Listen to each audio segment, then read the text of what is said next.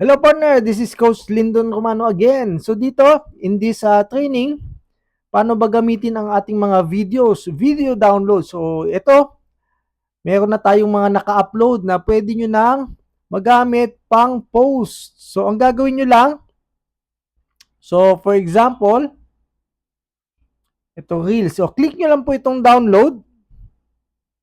Yan, mag-open yan. Tapos ito po, titingnan nyo ito, preparing download. Okay? So sa cellphone nyo, ito rin po yung titingnan nyo, yung kulay blue na download. Okay? So click lang natin yung download. Kung may lumabas naman na ganito, sarado nyo lang po yan. Okay? Kung may ma-download man na app, na APK yung file, huwag nyo na lang po install. So antayin nyo lang po ito.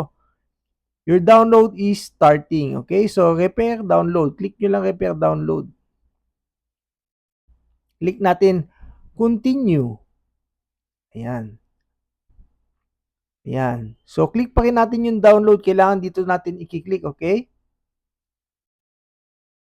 Ayan. So, nada-download na. Ayan. So, sa cellphone, ganun din po yung gamit nito, okay? So, ayan. Asa na ba siya? Open natin. Ayan. So, nandito na yung ano. So, itatabi ko lang muna yan. So, balik tayo dito sa ating pinagkunan. So, meron na po yan text. Click nyo lang itong copy text, then boom, yan. Pwede nyo na po yan i-post. So, punta tayo sa aking Facebook account. Ito yung sa akin lumang Facebook account. So, dito, nakopy na natin text. Right-click din. Paste lang natin. Okay? So, yung video na dinownload natin kanina, ayan. So, paste lang po natin dito. Ayan. So, ganun lang po kabilis. Diba? Napakaganda po. Click lang natin post, then boom.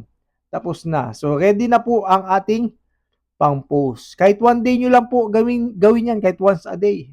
Okay? Pwede na po. So, madami na pong videos. Okay? See you sa next video.